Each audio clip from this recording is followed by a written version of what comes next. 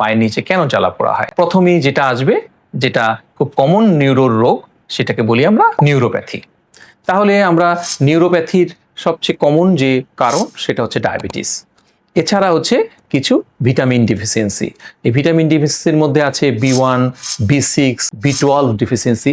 তবে সবচেয়ে কমন এখানে হচ্ছে B12 ডিফিসিয়েন্সির জন্য হয়। অথবা কিছু হরমোনাল ইমব্যালেন্সের জন্য পায়ের নিচে জ্বালা পোড়া হয়। সেটা ক্ষেত্রে দেখা যাচ্ছে যে মহিলাদের মাসিক বন্ধ হয়ে গেলে পরে এই জ্বালা পোড়াটা হয়। অথবা দেখা যাচ্ছে থাইরয়েড হরমোনের যে হাইপোথাইরয়েডিজম, তার জন্য কিন্তু এই জ্বালা পোড়া হয়ে থাকে। এছাড়া কিছু কিডনি রোগ আছে, কিডনি রোগের জন্য এই হাত পায়ে জ্বালা পোড়া হয়। কিছু কিছু ক্ষেত্রে পেরিফেরাল ভাস্কুলার ডিজিজ একটা রোগ আছে, যেটা সাধারণত যারা ধূমপান করেন তাদের এই রোগটা হয়। এই রক্ত সঞ্চালন কমে যায় পায়ের নিচে, এই রক্ত সঞ্চালন কমে গিয়েও সেই নার্ভের এই জ্বালা পোড়া হতে পারে।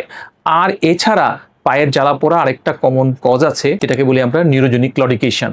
এটা যদি নার্ভসের চাপ খায় কোনোভাবে, যেটা হচ্ছে আমরা বলি যে স্পাইনাল ক্যানাল স্টেনোসিস, যে দুই ভার্টিব্রা বা মধ্যে যে আমাদের ডিস্ক আছে ওটা গিয়ে চাপ পড়ে, অথবা সেই আশেপাশে যে স্ট্রাকচারগুলো আছে সেগুলো যদি মোটা হয়ে ফুলে যায়, তখন আমাদের নার্ভগুলো যে ক্যানেলের ভিতর দিয়ে যায় সেটা চাপ পড়ে যায়। তখন চাপ পড়ার জন্য দেখা যাচ্ছে হাতে পায়ে জ্বালা পোড়া হয়।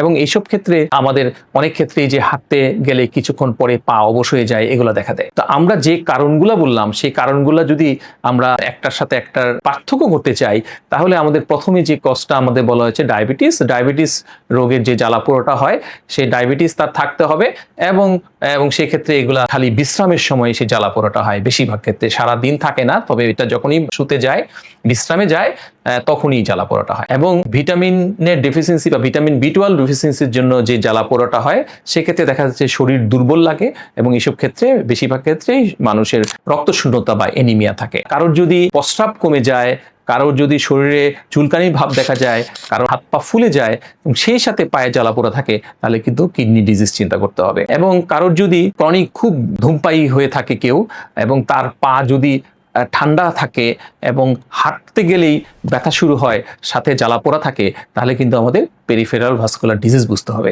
আর যদি আমাদের নিউরোজেনিক ক্লডিকেশন যেটা বললাম, নার্ভের চাপ হয়, কোমরের নার্ভের চাপের জন্য পায়ে জ্বালা পোড়া হয়, সেক্ষেত্রে কিন্তু এই জ্বালা পোড়ার সাথে সাথে হাত পায়ে ঝিঝিও থাকে। হাঁটা শুরু করার কিছুক্ষণ পরেই দুই পা অবশ হতে থাকে। তাহলে আর সেই সাথে যদি থাইরয়েড হরমোনের সমস্যা থাকে, তাহলে এইসব পেশেন্টের শরীরে ক্লান্তি থাকে, এবং তার অস্বাভাবিক ওজন বাড়তে থাকে, এবং তার পা এবং হাত ঠান্ডা থাকে। সেক্ষেত্রে আমাদের থাইরয়েড হরমোনের জন্য জ্বালা পোড়া বুঝতে হবে। মহিলাদের যাদের মাসিক বন্ধ হয়ে যায়, যাদের ক্ষেত্রে সেই সময় যে জ্বালা পোড়াটা হয়, সেখানে দেখা যাচ্ছে যে পায়ের জ্বালা পোড়ার সাথে সাথে শরীরেও বিভিন্ন জায়গায় জ্বালা পোড়া হয়, মাথা গরম থাকে, একটু ইরিটেবল থাকে। সব ক্ষেত্রে দেখা যাচ্ছে যে তখন তাদের এই বয়সটা চিন্তা করে, মাসিকের ইতিহাস নিয়ে আমরা বুঝতে পারি যে পোস্ট ম্যানোপজাল সিনড্রোম বা তার জন্য জ্বালা পোড়া হয়ে থাকে। যে কারণগুলো বললাম, সেই কারণগুলোর জন্য পায়ে জ্বালা পোড়া হয়। এখন আমরা যদি একটা একটা ধরে তার ট্রিটমেন্টটা করা হয়, তাহলে কিন্তু, এবং আলাদা করে তার ট্রিটমেন্ট করা হয়, তাহলে অনেক ক্ষেত্রেই এই জ্বালা পোড়াটা রোধ করা যায়।